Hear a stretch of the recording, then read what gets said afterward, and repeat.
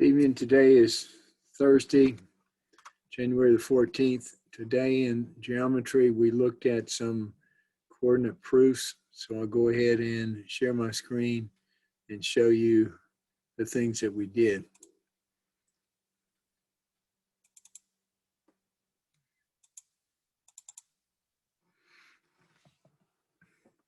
So the type of problem we have when we're looking at coordinate geometry, if for instance, I draw my axis here,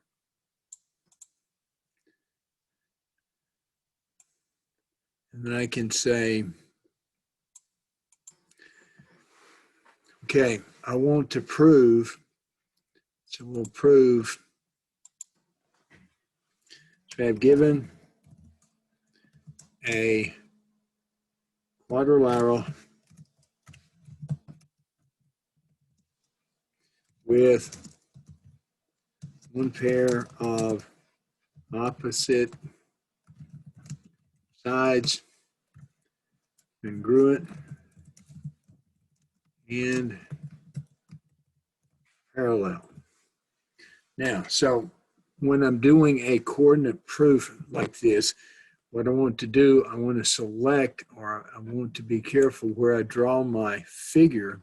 So if I have one pair, I can start here at the origin and I can come up like this.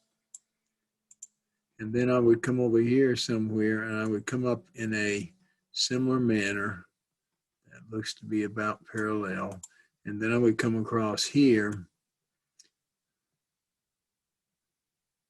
Now, what my given says is that this side here is parallel to this side, and it has the same length. And I have to prove here, prove that the quadrilateral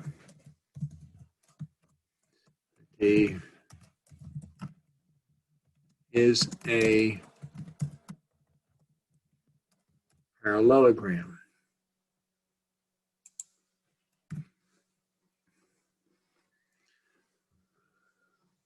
Now, so what I know here, if I'm going to set it up, so I select my coordinates here. Of course, this coordinate here is 0 and 0.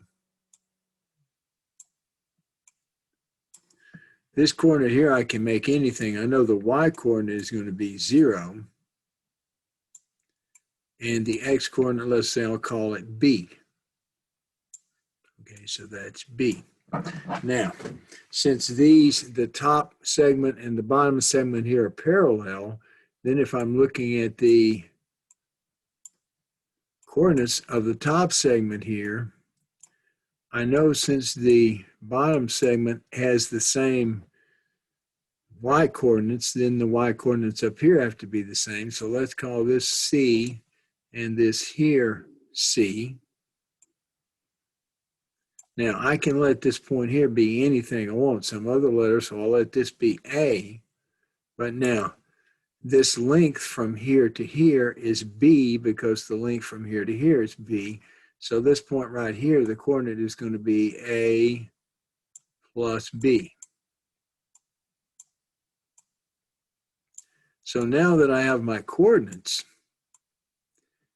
in order to prove that this is a parallelogram, I only need to prove that the left side here and the right side are parallel. So if I come in here and do my slope on each side, so the slope over here is going to be equal to the quotient of y2, which is C, minus y1, which is 0, divided by x2, which is A plus B,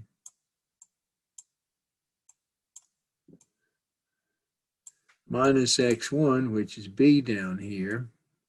So I get a slope for the right segment of C over A. Now, if I do the slope of the left segment over here, the same thing applies. I have the slope equals, now my numerator is y2, which is C, minus y1, which is 0, over x2, which is a, minus x1, which is 0. And this equals to c over a. So now what I've got here, if you'll notice, is I have the same slopes, c over a here and c over a here. So now I have proven that both pair of opposite sides are parallel, and that's the definition of a parallelogram. So these are the type of problems that we're looking at today. You have some problems where you can plot the coordinates, and anytime you have a problem which gives you coordinates, you should go ahead and draw yourself a picture on a set of graph paper or otherwise. And then what you're looking at is, then you remember, if it's a parallelogram, or if you're trying to make it a parallelogram, you can make both pair of opposite sides parallel. You can make both pair of opposite sides equal. You can make both pair of opposite angles equal, or you can make one pair of opposite sides equal and parallel, which is what we just proved here, right? If I have one pair of opposite sides equal and parallel, then I have a parallelogram. Now, so that's pretty much what we looked at today. Tomorrow, if you look at your schedule, we're doing the mid-chapter quiz, so you can complete that and submit it to me in either OneNote or as an attachment on a email. So I'll go ahead and close this here. If you have questions, send me an email. Let me know I'm working on a problem so-and-so on such and such a page, and tell me where you're hung up, and I'll get back with you and help you get over the hurdle. So hope you have a good evening, and I won't talk to you tomorrow since we're doing the mid-chapter. I'm not going to be talking to the students in class. They'll just be working on the mid-chapter. So do that and send it to me.